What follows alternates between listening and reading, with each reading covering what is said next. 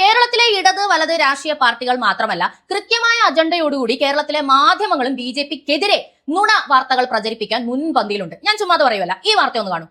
നെന്മാറ പാലക്കാട് ക്ഷേത്രത്തിലെ ഭണ്ഡാരം കുത്തി തുറന്നു മോഷണം, പഞ്ചായത്ത് തിരഞ്ഞെടുപ്പിലെ BJP സ്ഥാനാർത്ഥി പ്രഭാവതി പിടിയിൽ. ഇത് കാണുമ്പോൾ നമുക്ക് എന്താണ് തോന്നുക?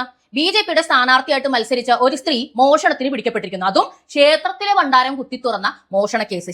BJPയിലുള്ള ഇത്രയും മോശം ആൾക്കാരാണോ, അങ്ങനെയുള്ളവരാണോ സ്ഥാനാർത്ഥിയായിട്ടൊക്കെ നിൽക്കുന്നത്? ഇതല്ലേ നിങ്ങൾക്ക് തോന്നുക?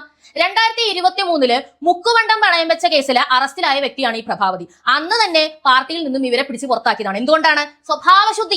സ്വഭാവം ശരിയല്ലാത്തതുകൊണ്ട്, ഒരു കള്ളത്തരം കാണിച്ച വ്യക്തി ആയതുകൊണ്ട്. 2023 പാർട്ടിയിൽ നിന്നും പുറത്തുപോയ വ്യക്തി എങ്ങനെയാണ് 2026 BJP സ്ഥാനാർത്ഥിയാവുന്നത്? മനസ്സിലാകുന്നില്ല. എന്തിനാണ് BJPയുടെ ബാനറിൽ ഇവരെ പ്രചരിപ്പിക്കുന്നത്? എന്താണ് അതിന് പിന്നിലുള്ള ഉദ്ദേശം?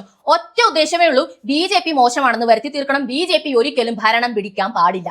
ഇടതും വലതും മാറി മാറി ഭരിച്ചാൽ മതി. മാധ്യമങ്ങൾക്കും അതാണ് നല്ലത്. ജനങ്ങളെ തെറ്റിദ്ധരിപ്പിച്ച് മുന്നോട്ട് പോവുക എന്നതല്ലാതെ മറ്റൊന്നും ഇവർക്ക് അറിയാൻ പാടില്ല. 2023 ഇവരെ പാർട്ടിയിൽ നിന്നും പുറത്താക്കിയതാണ്. 23 എന്ന് പറഞ്ഞ എത്ര വർഷം ബാക്ക് ആണ് നിങ്ങൾ ചിന്തിക്കണം. അപ്പൊ ഇത് ഒരിക്കലും ഫാബ്രിക്കേറ്റഡ് ആയിട്ടുള്ള ഒരു സംഗതിയല്ല. പക്ഷേ വാർത്ത ഫാബ്രിക്കേറ്റഡ് ആണ്. BJPയോട് മാധ്യമങ്ങൾ ഇങ്ങനെയാണ്, മനസ്സിലാക്കുക.